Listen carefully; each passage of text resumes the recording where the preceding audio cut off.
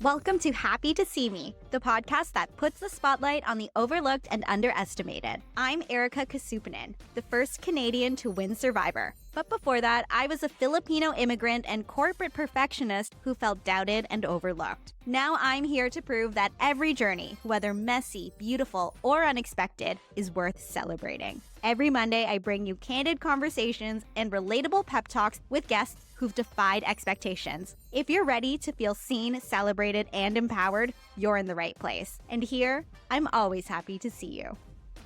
Are you being nice to yourself? And you can be honest if you're not. It's okay if you're not. I think that I am actually, in this present moment in my life, pretty nice to myself. I feel like the things that I say to myself are actually quite patient, quite kind, quite compassionate. But I wasn't always this way. I definitely had many years in my life where I would think all of the things. I would think that I could have done something faster. I would think that I could have done something better. I would think, okay, but compared to everybody else who's my age or everybody else who's in this career, I should be further along. So I've definitely had those moments. Those little feelings definitely still sneak up on me. So totally normal to sometimes not be nice to yourself. But over the last few years, I've really learned to be kind to myself and to show myself self-compassion. And that's what I want to talk about today. Today, I'm doing one of my favorite things. It is just you and I hanging out. We're just having a chat as friends. And I want to talk about positive self talk because this little practice can actually create huge impact on your life. I looked at some research on positive self talk, and research shows that positive self talk can reduce anxiety and depression, increase self esteem and confidence, and it can lead to better cognitive performance. So, what you mean just saying nice things to yourself can do all of these things to create more ease and confidence in your life? Yeah, according to science, that's a thing. So, today I want to share with you some of the positive self talk tracks that I say to myself and that I repeat in my head. And let's keep in mind, I am not a therapist. I am not a psychologist. Always take the advice of professionals over what you hear from me. But we are just hanging out. I'm just telling you about my life experience. So feel free to take what feels good to you and leave the rest. And I know some people call this positive self talk, some people call it affirmations, call it whatever it is, but there are real benefits to being kind to yourself. So I'm going to tell you the things that I usually say to myself. So, one of the first pieces of positive self talk I always do is I tell myself, there's a reason you're here. So, this is something that I tell myself when I do something for the first time and I might be feeling that lack of certainty, or I might be feeling unsure of myself and not knowing exactly what to do. Or it could be something that I tell myself when I'm having those moments of imposter syndrome. So it could be when I'm doing something that I've done many, many times. And an example will be podcasting. Sometimes I still have imposter syndrome about being a podcaster. And then I have to remind myself, there's a reason that you're here. And often that reason is you've earned it. You have enough experience. You are capable and you are worthy. And that's why either someone has invited you to be in that room or in that particular space, or you have earned that space or you have created that space. But there is a reason that you are here.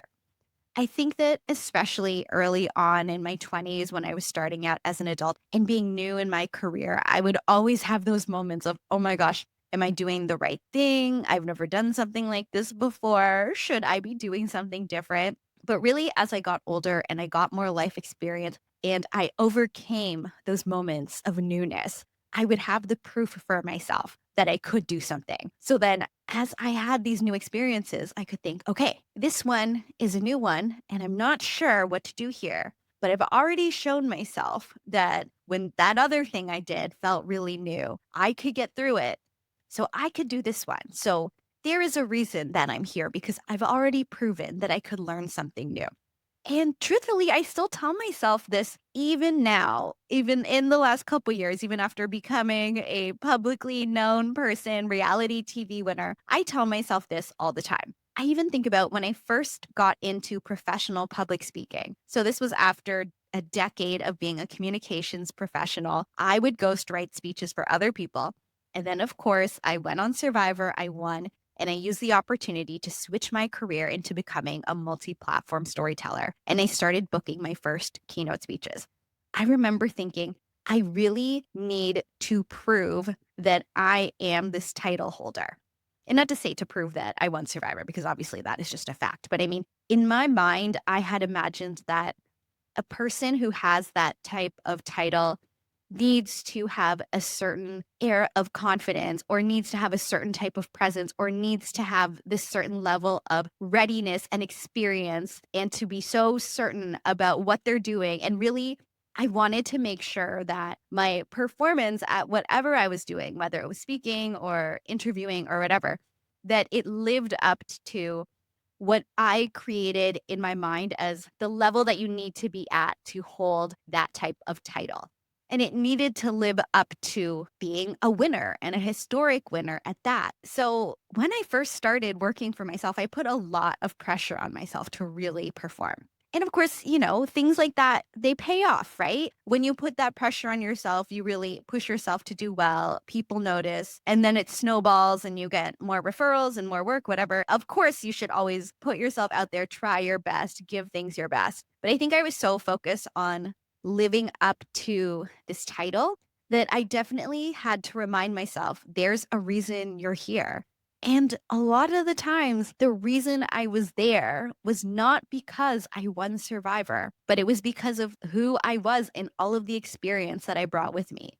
The title was one thing that gave me a bit of credibility, a bit of shininess, but all the experience that I had before the show, and the person I was before the show, and my ability to write and tell stories and to be on stage, and to even take the experience I had on reality TV and translate it into a story that could be inspirational for someone who's never watched me on TV. That's actually why I was there. And that didn't require me to live up to a certain title. I just had to be me. So in those moments, I had to always remind myself, there's a reason you're here. And honestly, that can apply to so many things beyond reality TV or Survivor. I know that there are so many times in life where we reach this new chapter, whether it's a life milestone like becoming a parent, or reaching a new career milestone, or getting a promotion.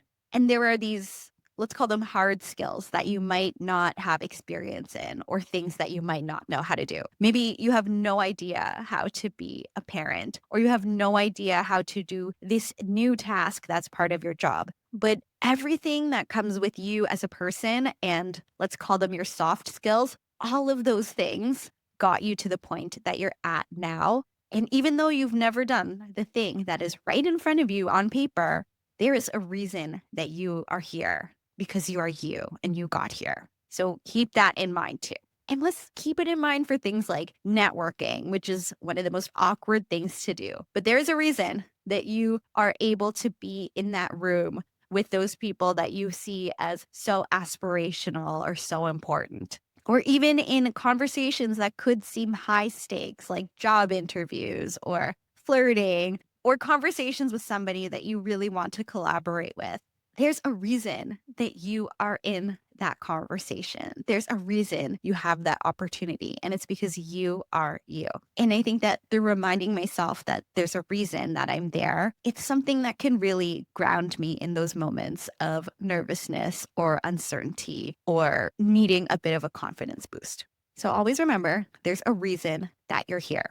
Okay, another thing I do in terms of my positive self-talk is when I get ready, when I'm in the bathroom, I finish putting on my makeup, I finish doing my hair, I put on an outfit that I really love, I look at myself in the mirror and I tell myself, oh my God, you look amazing. And I'll be honest, this is something that I only started doing within the last maybe 2 years. I think it started because one day I was excited about how I looked as I was getting ready for an event. So I said to myself, oh my God, you look amazing. And I thought, oh, that feels good. So then it was something that I intentionally would say to myself as I got ready. And then now it's kind of just a habit. When I have that last look at myself before I head out, I usually say to myself in the mirror, oh my God, you look amazing. And of course, this isn't to say that looks are everything. And of course, everybody's standard for looking amazing and for feeling good about themselves is different. I think it's so important for me to say, oh my God, you look amazing. Because for so much of my life, I've always looked different from the people around me. So I'm Filipino and I grew up in a mostly white city where I was one of the only Asian kids in school. I'm pretty petite. I'm 5 feet tall. So I was always the smaller kid with the darker skin. So I always looked different. Not to say that I didn't think that I looked pretty or beautiful, but I always knew that I just looked different. And it was hard to really judge my own perception of my own beauty when there wasn't really somebody who looked like me who was around. On top of that, since coming out publicly, something that really changed in terms of my sense of self was the way that I dressed and how I presented to the world. I know that previously, when I was quote unquote straight, I always felt this conflict between the way that I wanted to dress, which was a lot more colorful, a lot more whimsy, a lot more for myself, where I would experiment with the colors and the shapes and the combinations of the clothes and be okay with standing out. That would feel in conflict with how I thought I should look to be attractive to the male gaze. And I didn't really like dressing for the male gaze, but then I felt like that's what I should do. So there was a lot of time where I felt like, even though I've always had a strong sense of personal style, I would feel like that I had to really suppress myself or put together an outfit. And truthfully, what I would be thinking is, I have to do something to just tone it down a bit and to make it look a bit more normal. It is so weird to say that now, that I would intentionally tone down the way that I looked so I could look acceptable to a group of people that I didn't even want to attract. But hey, that's what happens when you live in a society like this, right? But for so much of my life, there were so many signals that in terms of the way I look, I should make the effort to blend in. And I think that now, when I look in the mirror and I see myself for who I am, with my dark skin, with my bright purple hair, with all of the different colors and textures and shapes that I like to dress in, and I can see that I am putting myself together in a way that is for me. And it's not to shrink myself to fit other people's standards or expectations. That's why it's so important for me to look into the mirror and to say to myself, oh my God, you look amazing. Because it's really about affirming and validating for myself that I am home and I can look the way that I want and it will always fit my own standard. And I know that people's own perceptions of their looks are challenging, right? I know that this is an area where people can feel really hard on themselves. I really encourage you to do something where you make a decision to wear a piece that you really love and makes you really happy, or to style your hair in a way that you really love, or if you wear makeup, to put on your makeup in a way that you've always wanted to try it, or in a way that brings you joy. Make a decision to put something on that makes you happy, and then look in the mirror and tell yourself, oh my God, you look amazing, and see how it feels. And if it feels good, maybe do it again and try it one more time and try it another time and see how it feels. Because when I think about telling myself I look amazing, it's not about me thinking that I suit society's standards of beauty or anything, or it's not from a place of vanity or anything. But for me, it's like from a place of loving that I am living to my own standards and presenting in the way that I want. So perhaps give it a whirl. Again, I'm no psychologist, I'm no therapist. Do whatever the professionals tell you to do. But I know that this has worked for me and it has helped me so much over the last couple of years. So something that I say to myself all the time in my positive self-talk is I look in the mirror and I say, oh my God, you look amazing.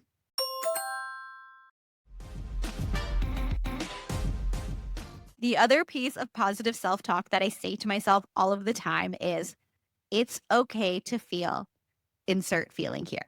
And really, this is any feeling. This could be saying to myself, it's okay to feel sad about this, or it's okay to feel pissed off, or it's okay to be really excited, and it's okay to be really happy. And the reason this is really important to me is a big challenge for myself is growing up, I always felt like my emotions needed to be suppressed. And I think especially for women, this is probably something that many of us have experienced, feeling like we need to hold in our feelings and our emotions at risk of looking too emotional and at risk of looking like we're not able to make decisions with logic. I always thought if I was too sad or too happy or too angry, there would be consequences. Not like, major life altering things, but it would make me vulnerable to people wanting to interject and tell me what to do. Or it would make me vulnerable to looking like I lack credibility.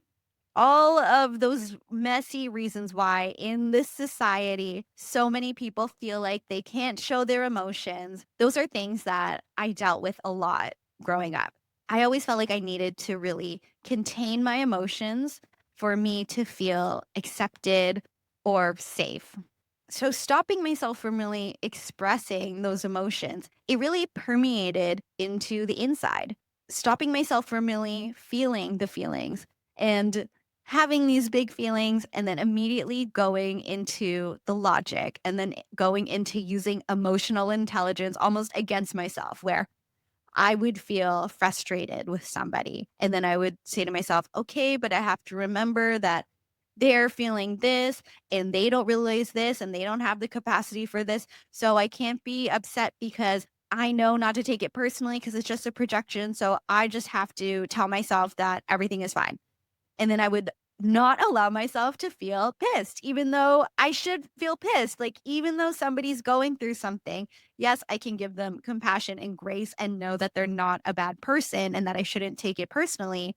And at the same time, I can be pissed and frustrated for something that they said to me or something that they did to me. At the same time, I always felt like, okay, but you need to have humility. You can't get too excited about something before it happens. You can't get too excited about a job, let's say, before you've signed the contract.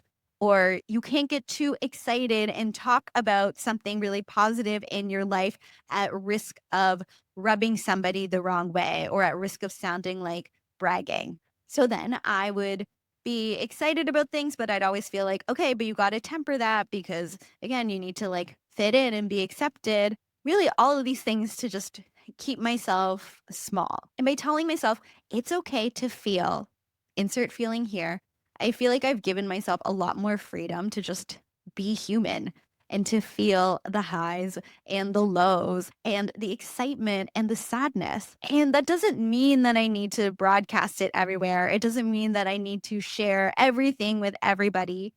I still do want to make sure that I'm not bragging to somebody. And I still do want to make sure that if I feel frustrated or sad, that I do take the measures to process those feelings and not just explode on somebody else or project that onto somebody else. But I give myself the space to really just feel those things.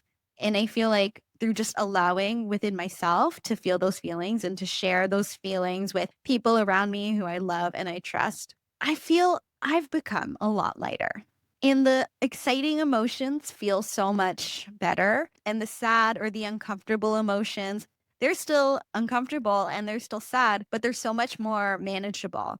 And I can feel them and let them pass through without any judgment. And also just allowing myself to feel all these feelings. They don't fester, they don't become this tension that I carry within myself. I just feel so much lighter and it's like a weight has been lifted and I can breathe. So I say to you, give it a shot. Next time you feel a big feeling, again, whether it's happy or sad, try telling yourself it's okay to feel, insert feeling here, and see how that feels. See if just allowing yourself to feel the feeling and move through it will allow you to be a bit lighter later. And I think here's the other important point is by telling myself it's okay to feel those feelings, I feel so much less self-judgment.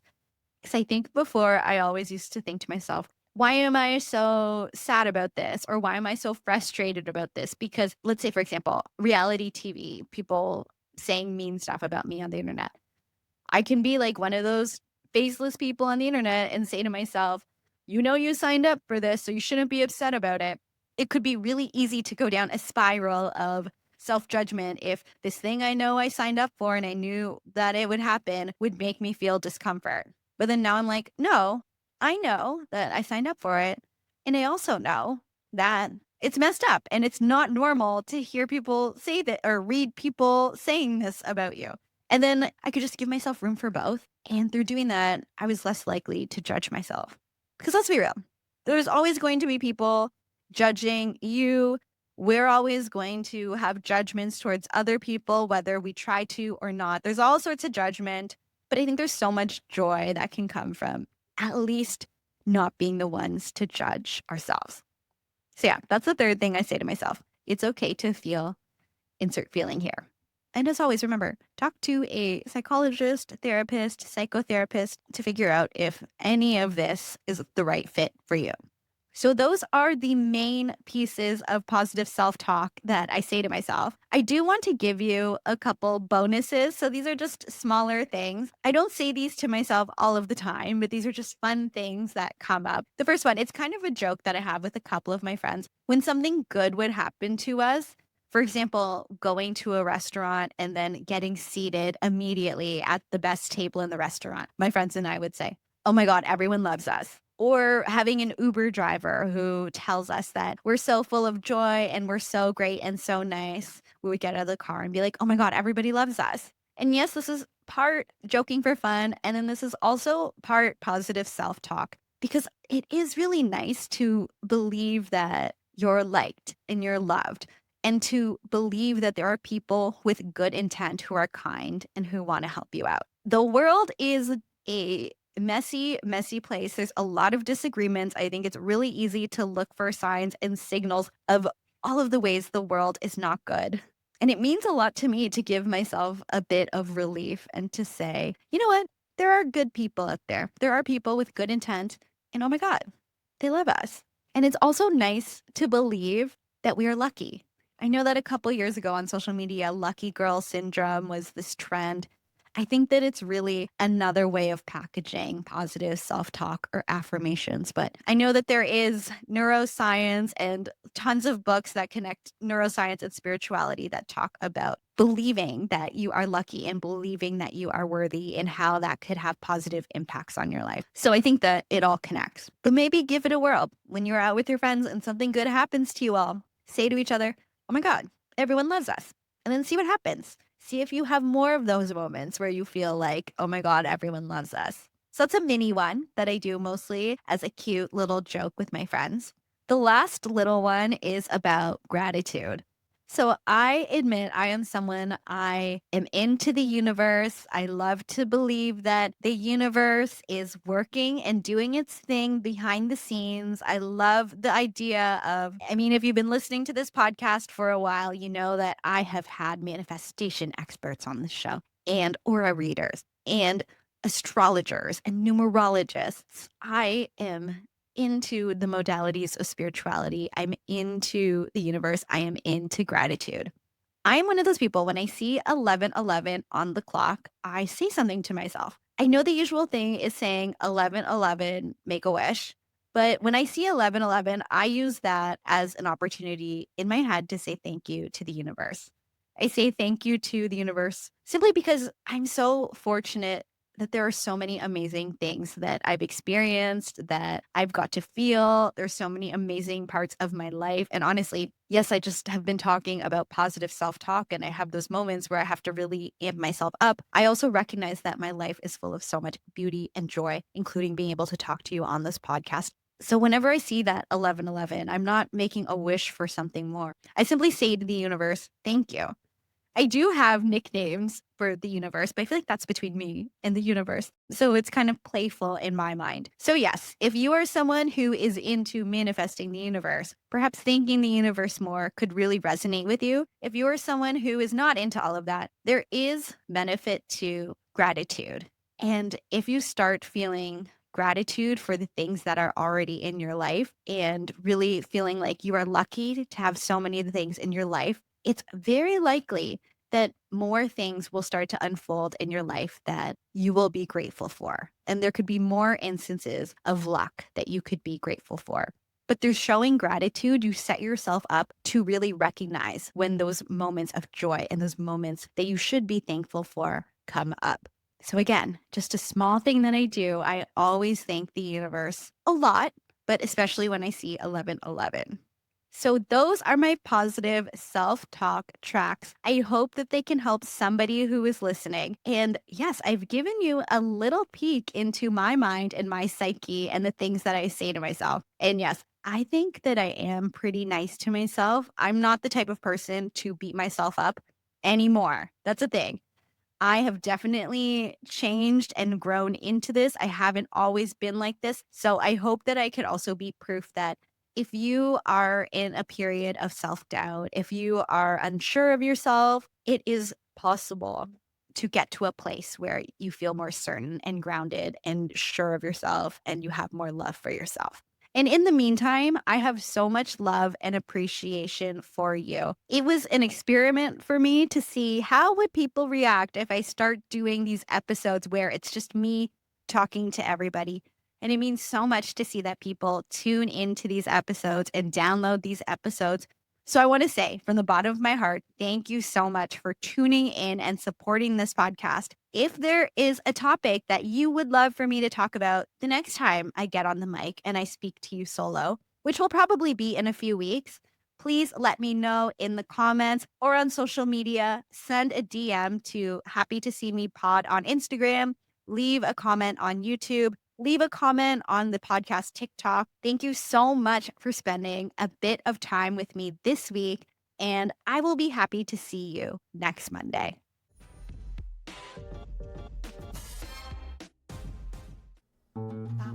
This podcast has been brought to you by the Sonar Network.